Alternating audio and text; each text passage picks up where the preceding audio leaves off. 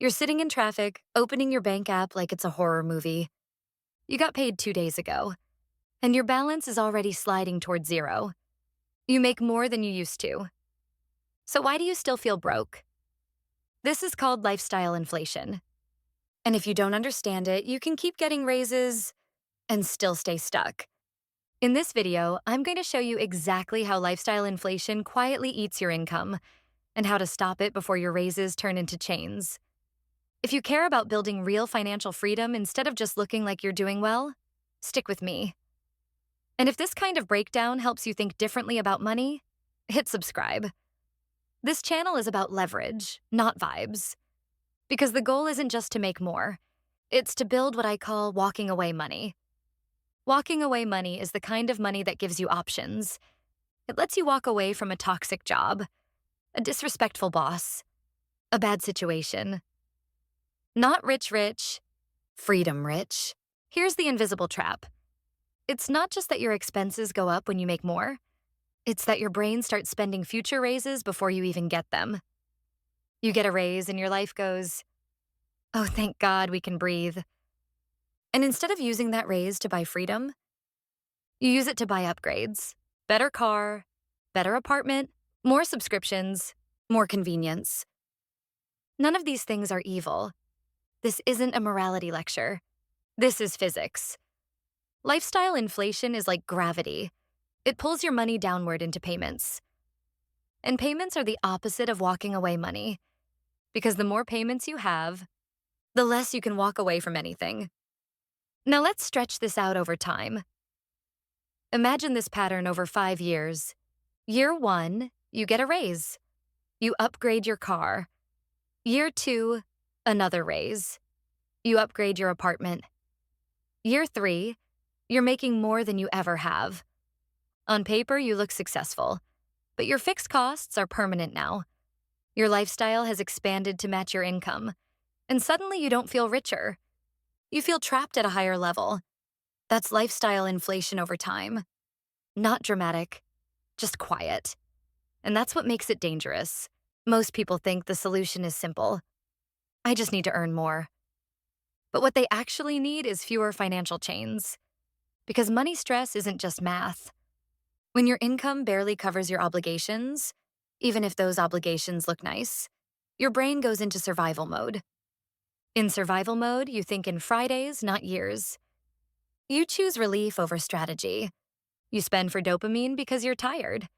You avoid checking balances because it feels heavy. And here's the wild part. You can make good money and still be in survival mode. Because survival mode isn't about income. It's about breathing room.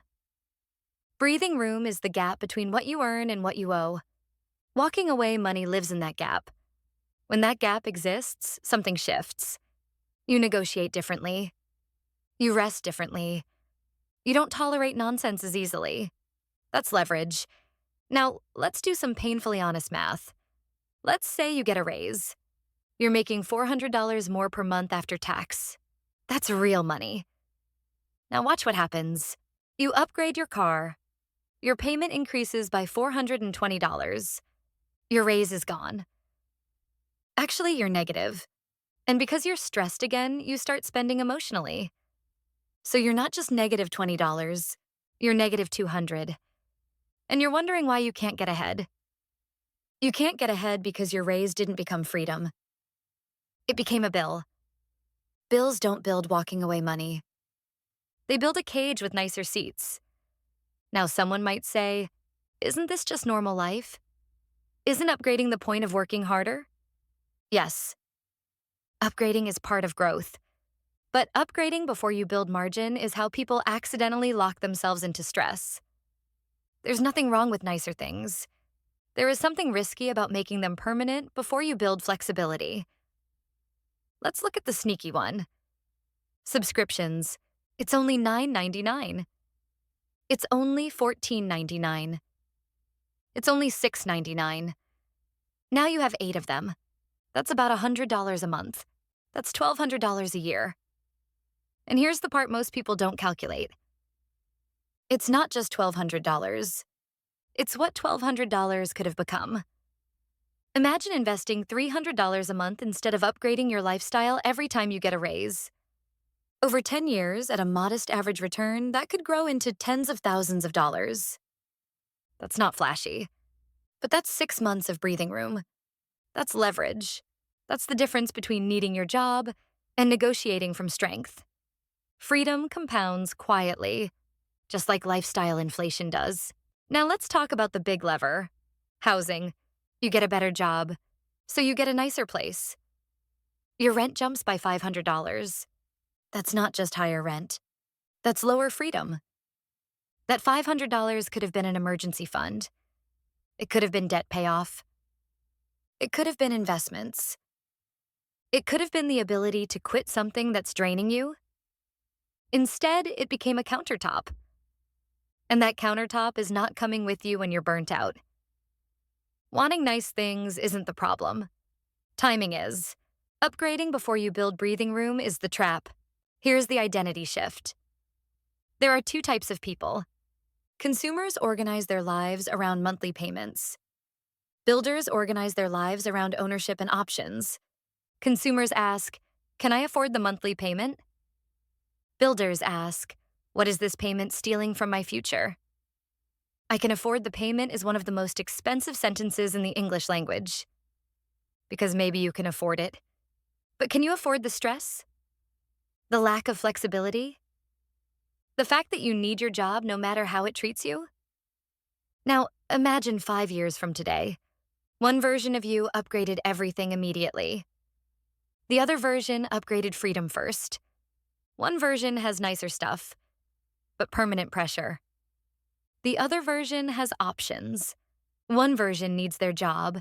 The other negotiates differently. That fork in the road starts with tiny decisions. So how do you stop lifestyle inflation from quietly taking over? Not with punishment. Restriction without a plan turns into rebellion. Instead, create space. Delay one upgrade by 30 days. Not forever. Just pause it. Cancel one subscription. Just one. Build a small freedom buffer. Start with $1,000 if you can. Then 1 month of expenses. Then 3.